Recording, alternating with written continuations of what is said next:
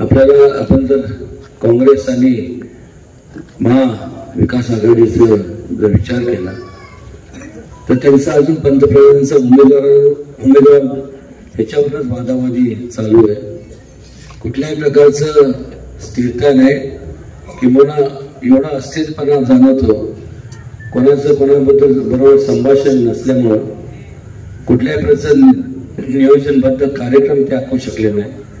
आणि जेव्हा कुठल्या प्रकारचा कार्यक्रम नसतो त्यावेळेस प्रगतीच्या ऐवजी एक तर संपूर्ण सगळं ठप्प होतं विकास कामं, नाहीतर मग अधोगतीच्या दिशेने वाटचाल झालेली आपल्याला पाहायला मिळतं.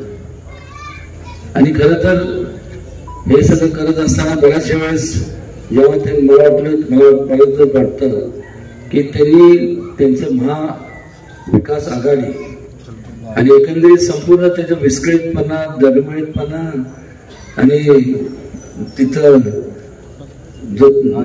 असताना जो कुठल्या प्रकारचा ताळमेळ नाही हे पाहता मी असं म्हणेन ती महाविकास आघाडी नाही तर महाभकास आघाडी असं म्हणलं तर काय चुकीचं ठरणार नाही.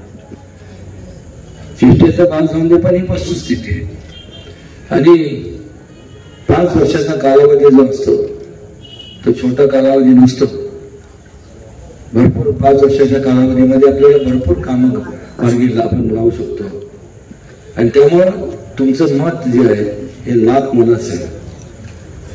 कारण मागच्या वेळेस असंच जेव्हा संपूर्ण भारतीय जनता पार्टी आणि मित्र पक्षांचं सरकार होतं 99 साली, तुम्ही सर्वांनी त्यावेळेस तुम्ही म्हणजे इन जनरल महाराष्ट्रातल्या जे लोकशाहीतले सगळे ते तुम्ही राजे आहात, तुम्ही कौल विरोधात दिला आणि 1-2 नाही तर नव्हे तर 15 वर्ष भारतीय जनता पक्षाला सत्तेपासून बाजूला ठेवलं.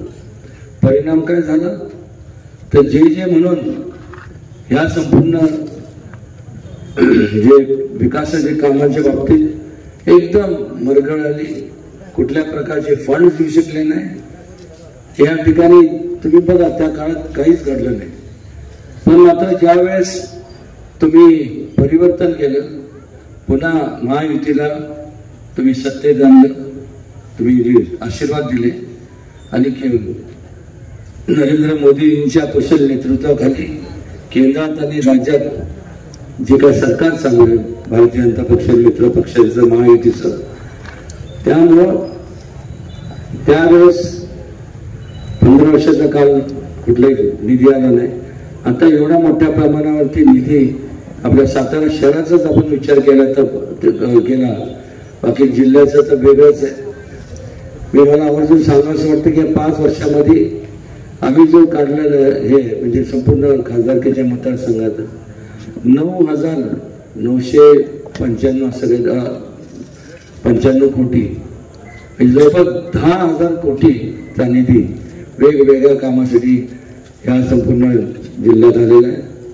त्याचा आम्ही आमच्या जाहीरनाम्यामध्ये उल्लेख केला, ते छापला तो जाहीरनामा आपल्यापर्यंत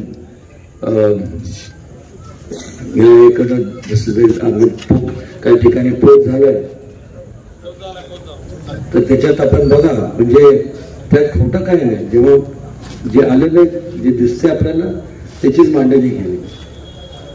आणि हे होत असताना मगाशी शिवेंद्रराजेंनी ज्याचा उल्लेख केला, सत्ता ही कोणाची येणार ह्याच्याबद्दल म्हणजे दुमत कोणाचंच नाही आहे. आणि असं असताना मग आपलं मत वाया का घालवायचं आणि कशा करता. पण आत्ताचे जे सध्याचे जे महाविकास आघाडीचे जे उमेदवार आहेत यांनी त्यांच्या ज्या संपूर्ण ज्यावेळेस त्यांनी पालकमंत्री म्हणून या ठिकाणी कार्यरत होते 15 वर्षाच्या कालावधीमध्ये, त्यावेळेस झालं काय तर कुठल्या प्रकारचा निधी तर दिला नाही. किंबहुना आज नैतिकदृष्ट्या त्यांना कुठल्याही प्रकारे केवळ हितच नाही सातारा शहरात नाही तर या संपूर्ण सातारा लोकसभा मतदारसंघात कुठेही जाऊन मत मागण्याचा अधिकार याच्याकरता नाही की त्यांच्याकडे सिंचन खातं होतं म्हणजे इरिगेशन खातं होतं. आणि या 15 वर्षाच्या कालावधीत 1 रुपया सुद्धा ह्या जिल्ह्याकरता निधी त्यांनी दिला नाही. बरेच प्रकल्प रखडले गेले. त्याबरोबर पिण्याच्या पाण्याचा प्रश्न तसाच प्रलंबित राहिला. शेतीच्या पाण्याचा प्रश्न सुद्धा मार्गी लागला नाही. पण ज्यावेळेस सरकार बदलल्यानंतर आज तुम्ही पाहता की एकदम जमीन आसमानचा फरक पाहायला मिळतो. ठिकठिकाणी मोठ्या प्रमाणात केंद्र शासनाच्या आणि राज्य शासनाच्या माध्यमातून निधी ह्या संपूर्ण जिल्ह्याला उपलब्ध. याच जिल्ह्याला का महाराष्ट्रभर ज्या ठिकाणी संपूर्ण पाण्याशी संबंधित जे काही प्रोजेक्ट्स आहेत त्याच्याकरता भरपूर निधी देण्यात आला. आणि आज त्याच्यामुळं आज एक प्रकारचा मोठा दिलासा लोकांना मिळाला, शेतकऱ्यांना मिळाला. आणि ज्या लोकांना मला एक समजत नाही की वारंवार जे सांगितलं जातं की आम्ही रडीचा डाव खेळतो. रडीचा डाव आम्ही खेळतच नाही, ती आमची परंपरा नाही आहे. पण ह्यांनी काय खेळत तर लोकांना रडवण्याचा डाव खेळ. ज्या लोकांच्या जीवावरती ते मोठे झाले त्यांच्या टाळूवरच संपूर्ण मलिदा त्यांना डबल खाण्याचं काम केलं आणि संपूर्ण मलिदा खान ह्यांनी संपूर्ण एक प्रकारचा घोटाळा केला आणि ते सिद्ध झालं. आज मला सांगा नैतिकदृष्ट्या जबाबदार म्हणजे कुठलं म्हणजे लोकांसमोर जात असताना एका बाजूला शिष्टाचार आणि एका बाजूला भ्रष्टाचार. लोक भ्रष्टाचाराला कधीच मतदान करत नाही. आणि जर ज्या लोकांच्या बाबतीत असं घडलं, आज मला सांगा की आज त्या लोकांची काय अवस्था आहे. आणि इथं तर ते निवडून येणारच नाही. कारण की कालची जी सभा होती ती प्रचाराची सभा नव्हती, ती विजयाची सभा होती. आणि औपचारिकता फक्त बाकी राहिलेली नाही. 7 तारखेला मतदान आणि 4 तारखेला निकाल. हे जरी बरोबर असलं तर मगाशी शिवराजशी म्हणाले आणि महत्वाचा मुद्दा लक्षात घ्या.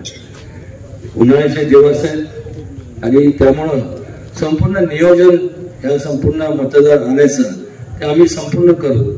पण त्या भागातले म्हणजे इथले जे सर्व तरुण जे वर्ग आहे, आपण तुमच्या एरिया वाईज फक्त तुम्ही जरी तेवढं सांभाळलं तरी चिक्कार झाला. आणि मी आपल्याला एक शब्द देतो की ह्या संपूर्ण केवळ या निवडणुकीपुरतं मी हे बोलत नाही. भविष्य काळात जेव्हा आमदारकीच्या निवडणुका जाहीर होतील त्यावेळेस 6च्या 6 आमदारकीच्या मतदारसंघात प्रत्येकाच्या करता जेवढं मी माझ्या खासदारकीच्या माझ्या स्वतःच्या निवडणुकीत जेवढा मी कष्ट घेतोय तेवढंच किंवा जास्त कष्ट मी सगळ्यांसाठी घेणार. आणि त्याचबरोबर एक विचार माझ्या मनात आला की त्यानंतर लोकांच्या मनात विचार येणं स्वाभाविक आहे की पुढं स्थानिक स्वराज्य संस्थेच्या बाबतीत मग काय स्थानिक स्वराज्य संस्थेच्या बाबतीत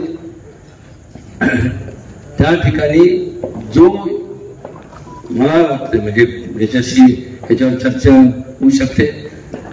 जे काय तज्ञ संपूर्ण शिवेंद्रजी तज्ञ यांचे सहकारी आहेत त्यांनी आमच्याबरोबर माझ्याबरोबर त्यांनी बसावं आणि ज्याचं आजपर्यंत ज्यांनी जास्त लोकांची सेवा केली आहे हा निकष मला लावला तर ते जास्त उपयुक्त राहील. कारण की लोक जेव्हा खासदार आमदार किंवा लोकप्रतिनिधी निवडून देतात त्यावेळेस त्यांची अपेक्षा असते की त्या आपल्या लोकप्रतिनिधींकडनं जास्तीत जास्त आपले विकास कामं मार्गी लागले पाहिजेत. आणि हे बोलत असताना आपण दुसरा एक विचार करणं गरजेचं आहे की देवी सांगितलं जाता मी कालच्या सभेत थोडं बोललो म्हणजे कारण नसताना जातीमध्ये तेढ निर्माण करायचं काम चालू आहे की संविधान बदललं झालं. संविधान बदलण्याचा विशेष उद्भवत नाही. आज आपल्या डॉक्टर बाबासाहेब आंबेडकर यांच्या कुशल नेतृत्वाखाली आज त्यांची त्यांच्याप्रती जे संपूर्ण सहकारी होते हे संपूर्ण संविधान तयार बनवण्यात एवढे बारीक बारकावे त्यांनी मायक्रो प्लॅनिंगनी आणि संपूर्ण बारकावे विचारात घेऊन आपलं संविधान तयार केले गेले. किंवा ह्या संपूर्ण जगभरात जर विचार केला तर आपल्या संविधान जे आहे त्याच्या जवळपास दुसऱ्या कुठल्याही देशाचं जर आपण कम्पेअर केलं किंवा त्याची तुलना केली तर तेवढं बारकाई तिथं पाहण्यात आलेलं नाही. आणि हे बोलत असताना त्याच्या मागचं एकच कारण की संविधान बदलणार आणि आरक्षण जे आहे ते त्याच्यावर तुमच्या आरक्षणावर गदा येणार. आणि मग कारण असताना जेव्हा आता त्यांच्याकडे काय उरलेलं नाही विकास कामांच्या बाबतीत कुठं काय बोलू शकत नाही कारण कुठले कामं त्यांनी मार्गी लावलेच नाही. आता बोलायचं काय तर पुन्हा एकदा लोकांमध्ये जातीमध्ये फूट पाडण्याचं जे काम कटकारस्थान जे करतात हे अक्षरशः अत्यंत घृणास्पद किळस वाटण्यासारखं असं त्यांचे आज त्या हे मार्ग ते अवलंबतात आहे. पण आणि मग लोकांपर्यंत जाऊन सांगतात की चांगलं सांगितलं जर ते झालं 400 पार कशा करता लागतात ह्याच्या करतात त्याच्या करता. इतिहासात जरा डोकावून पाहणार या अगोदर काय झालं. इंदिरा गांधींनी ज्या वेळेस त्यांनी कुठल्या प्रकारचे विकास कामं मार्गी लावले नाही फक्त घोषणा दिल्या. काय घोषणा दिल्या तर गरिबी हटाव देश बचाव जय जवान जय किसान चांगले. पण त्यांच्या संदर्भात ठोस पावलं का उचलली गेली नाही. ठोस पावलं किसान गरिबांच्या बाबतीत उपेक्षित वर्गाच्या बाबतीत महिलांच्या बाबतीत तरुणांच्या बाबतीत त्यानंतर जवानांच्या बाबतीत ज्याच्यामुळे आज आपण मोकळा श्वास आणि सुखरूप आपण आपल्या घरदाराला म्हणजे आपण राहू शकतो. त्याचबरोबर शेतकरी वर्गाच्या बाबतीत जे जे ध्येय धोरण राबवले गेले ज्या योजना मार्गी लावल्या ह्या कधी लावल्या गेल्या. या 10 वर्षाच्या कालावधीमध्ये जेव्हा नरेंद्र मोदीजी यांनी या संपूर्ण तुमच्या आमच्या सगळ्यांच्या आशीर्वादाने या भारतीय जनता पक्ष आणि मित्र पक्षाचं ज्यावेळेस केंद्रात सरकार आलं आणि राज्यात आलं त्यावेळेस हे संपूर्ण योजना मार्गी आपण लावू शकतो.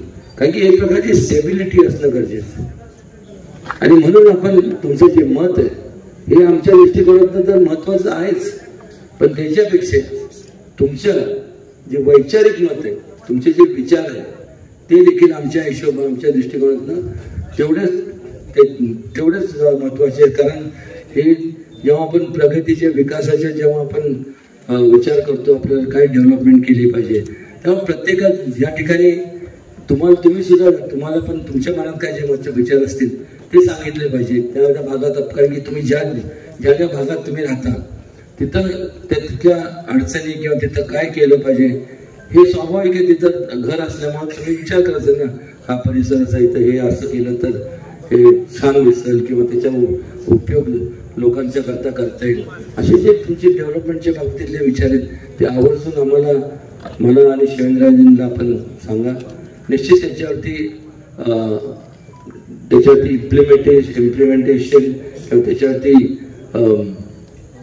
संपूर्ण ते विचारात घेऊन त्याच्यावरती अंमलबजावणी निश्चितपणे आम्ही करू. फार वेळ झाला आणि बरंच बोलण्यासारखं आहे पण एवढंच सांगतो की ह्या जातीच्या राजकारणामुळं की रिझर्वेशन हे असं कधी होणार नाही. आणि संविधानाचे तर बदलणं सोडून द्या यांनी तर संविधान संपूर्ण नरडच कापून टाकलं संविधानचं. त्या काळात ज्यावेळेस त्यांनी कामं केलेल्या लोकांचा उठाव व्हायला लागला आता कसं यांना थांबवायचं तर इंदिरा गांधींनी एमर्जन्सी डिक्लेअर करून टाकली. मी आपल्याला एवढं सांगतो की बंधूंनो ही लोकसभेची निवडणूक आहे. आपल्याला ही लोकसभे किंवा एक मोठा दृष्टिकोन एक वेगळ्या नजरेतनं आपल्याला या निवडणुकीकडे बघणं गरजेचं आहे. आज या निवडणुकीतनं आपण भले आपल्याला मोदींना मतदान करता येत नसेल थेट पण एक लक्षात घ्या उदयनराजेंच्या कमळाच्या समोरचं बटन दाबून तुम्ही मोदींनाच मतदान करता हे लक्षात घेतलं पाहिजे. कारण उद्या सरकार स्थापन होणार आहे भाजपचं. नरेंद्रजी मोदी हे पंतप्रधान होणार आहेत ही वस्तुस्थिती आहे. देशातली वस्तुस्थिती आहे. जगात सगळ्यांना जगभरामध्ये सगळ्यांना माहिती आहे की मोदी हे जूनमध्ये पंतप्रधान पदाची शपथ घेणार आहेत. आणि असं असताना प्रवाह देशातला आपण सगळा बघत असताना सगळं आपल्याला कळत असताना आपला खासदार हा सत्तारूढ पार्टीचा किंवा सत्तारूढ बाजूचा असला पाहिजे तर आपल्याला हक्कानं कामं ही केंद्र सरकारकडनं आपल्या मतदारसंघातली जी आहेत ती आपल्याला करून घेता येतील आणता येतील ही वस्तुस्थिती आहे.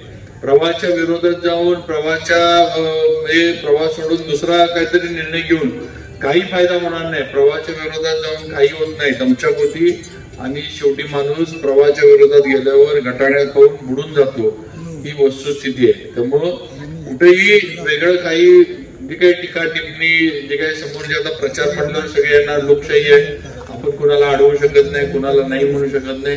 अशा याच्यामध्ये जे सगळी आपल्यापर्यंत लोक येतात त्यांचा आपण कितपत विचार करायचा ह्याचा कुठेतरी मतदार म्हणून आपण विचार केला पाहिजे.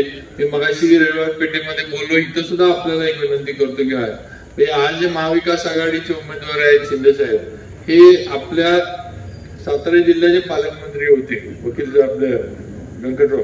तुम्ही पण विचार करा, तुम्ही आहे सगळे, हे शिंदे साहेब हे पालकमंत्री होते. जिल्ह्याचं ठिकाण सातारा आहे. शिंदे साहेब मला वाटतं 1.5-2 वर्ष पालकमंत्री होते, 2 वर्ष होते, त्यावेळेला राष्ट्रवादीची सत्ता होती, मी पण राष्ट्रवादीचा आमदार होतो. मला एक तुम्हाला सगळ्यांना प्रश्न विचारला की इथं बसलेला कुणीही विचार करून सांगा की पालकमंत्री असताना शिंदे साहेबांनी पालकमंत्री म्हणून सातारसाठी दिलेलं एक काम तुम्ही सांगा. तुम्हाला कुणाला आठवलं, आज आठवलं, उद्या आठवलं तरी उद्या मला फोन करून सांगा. हे पालकमंत्री असताना जिल्ह्याचं ठिकाण, हेडक्वार्टर ज्याला आपण म्हणतो जिल्ह्याचं, एक पण काम आज पालकमंत्री म्हणून त्या काळामध्ये आपल्यासाठी दिलेलं पालकमंत्र्यांनी हे आपल्या आठवणीत येऊ शकत नाही, ही वस्तुस्थिती आहे. मग त्यांना मत मागायचा अधिकार किती आहे हे आपण कुठेतरी विचार केला पाहिजे. आज सातारा शहर आणि प्रामुख्यानं हद्दवाढीचा जो सगळा भाग आलाय, शाहूनगर असेल, विलासपूर असेल, ही हद्दवाढ आपण करून घेतली. आज कोट्यावधीचा निधी राज्य शासनाच्या माध्यमातून या हद्दवाढीच्या सगळ्या याच्यामध्ये आलाय. आज रस्ते झालेत, आज पिण्याच्या पाण्याच्या योजनेचं नवीन काम सुरू झालेलं आहे. आज 32 कोटीची जे आता पाटलांनी सांगितलं, 32 कोटीची योजना, या संपूर्ण परिसरासाठी नवीन योजना आता शासनाच्या माध्यमातून मंजूर होऊन तिचं काम पण आता सुरू झालंय, ते पूर्णत्वाला पण जाईल.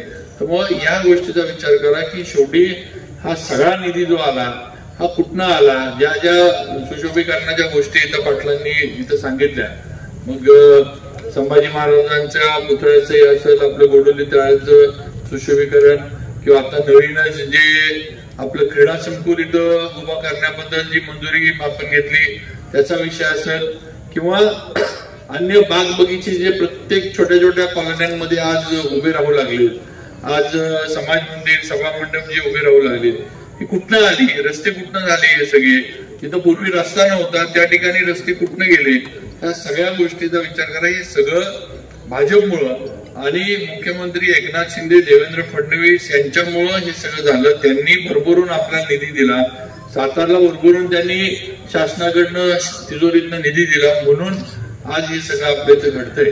आणि मग आता आपल्याला ज्यांनी आपल्याला दिलं त्यांना परत देण्याची वेळ ही मताच्या माध्यमातून आलेले हे लक्षात घ्या. आज टक्केवारीबद्दल आपलं जे मताची टक्केवारी कमी पडती त्याबद्दल बनकर साहेब बोलले, पण मला त्याच्यावर पण आपल्याला सगळ्यांना विनंती करायची की जी बूथची रचना आहे ती बनकर साहेब, तुम्ही, शेखर पाटील, फिरोज वगैरे या सगळ्यांनी बसून, व्यंकटराव असतील, सगळी मुलं आता इथे सगळ्यांनी बसून, आपला विजय वगैरे सगळ्यांनी बसून ती बूथची जी काही रचना आहे ती तुम्ही जर नीटनेटकी केली, ज्याप्रमाणे भारतीय जनता पार्टीनं 30 जण एक नियमा वगैरे सगळं सांगितले, हे तुम्ही जर केलं तर 100% आपली मताची संख्या जी आहे, मतदानाची संख्या वाढणार आहे, ही वस्तुस्थिती आहे. आपण ते ऐकतो आणि आपल्याला वाटतं यात काय एवढं हे नाही, करायची काही गरज नाही, आपण नेहमीसारखं बूथ मतदान असेल त्याच्या आदल्या दिवशी चिठ्ठ्या वाटू आणि दुसऱ्या दिवशी बूथवर बसू आणि मग लोकमताला आले की आतनं मतदार यादी आणायची आणि हुडकून आणा, हे त्याच्यामध्ये होत नाही. तुम्ही तेवढे ठराविक जे त्यांनी घालून दिले की एका पानावर असणारी घरं जी असतील तेवढीच घरं एकानं बघायची, तेवढ्या वेळेला लक्ष ठेवायचं, त्यांनाच भेटायचं, तेवढीच मतं आणायची आणि त्यानं त्याच्या कामाला निघून ठेवले. त्यानं दुसऱ्या पानावरची मतं पण आणायची नाही. आणि एका पानावर जर बघितलं तर माझ्या माहितीनं 30 मतं फक्त एका पानावर असतात. आणि 30 मतं म्हणजे किती, 4 ते 5 घरांमधनं असू शकतील, 6 घरं जास्त म्हणजे 30 मतं म्हणजे 6 घरां, अगदी घरातली 4 मतं जरी म्हटले तरी 5-6 घरांमध्ये 30 मतं झाली. म्हणजे एका माणसानं फक्त 5 ते 6 घरं, एका कार्यकर्ता ज्याला आपण म्हणू त्यानं बघायचे, 7वं घर सुद्धा त्यांना बघायची गरज नाही. आणि तेवढंच मतदान होतंय का नाही, झालंय का नाही, हे मतदान आपल्या बाजूचं आहे का विरोधातलं आहे, हे मतदान न्यूट्रल आहे का, की ज्याला आपल्या बाजूनं वळवता येईल, एवढा अभ्यास फक्त आपल्याला त्या पन्ना प्रमुख जे म्हटलं जातं किंवा बूथ प्रमुखानं जे त्यानं तेवढा करायचं, एवढाच विषय. आणि हे तुम्ही केलं तर 100% मी तुम्हाला देतो की सातारा शहरातलं सगळं जे मताची टक्केवारी आहे ती फार मोठ्या प्रमाणावर वाढेल. आणि जी लीडची आपण भाषा सगळेजण आपण करतोय ते लीड हे जर आपण बूथची रचना प्रभावीपणे राबवू शकलो तर ते लीड सुद्धा आपण सातारा शहरातनं मिळवू शकतो, ही वस्तुस्थिती आहे. आज इथं तसं पाहिलं तर विरोधी महाविकास आघाडीचं फार काही साताऱ्यामध्ये शहरामध्ये किंवा इथं फार कोण मोठे कार्यकर्ते त्यांच्या मागे आहे किंवा त्यांची काही यंत्रणा आहे असं काही नाही. एवढं असताना आपण कमी पडून चालणार नाही. आपण निवांत राहिलो आणि आपण जर कमी पडलो तर मग समोरच्याला विरोधकाला बोलण्यात किंवा टीका करण्यात काय अर्थ नाही. त्यामुळं या गोष्टीकडे माझं म्हणणं आहे सगळ्यांनी जास्त लक्ष द्या आणि त्या बूथची जी रचना आहे ती तांत्रिकदृष्ट्या ज्या पद्धतीनं सिद्ध झाले सगळं त्या पद्धतीनं बसवा आणि मताची टक्केवारी वाढवा, म्हणजे आपल्या उमेदवारांचं म्हणजे उदयनराजेंचं लीड वाढेल हे आपण सगळ्यांनी लक्षात घ्या, एवढंच सांगतो. आणि सगळ्यांना विनंती करतो की 7 तारखेला आपलं सर्वांचं होणारं मतदान हे कमळाच्या समोरचं बटन दाबून देशासाठी, देशाच्या संरक्षणासाठी, देशाच्या भवितव्यासाठी, भारतासाठी आणि भारतीयांच्या सन्मानासाठी, पंतप्रधान मोदीजींसाठी आपण सर्वांनी उदयनराजेंना द्यावं एवढी विनंती करतो आणि थांबतो. जय हिंद, जय महाराष्ट्र.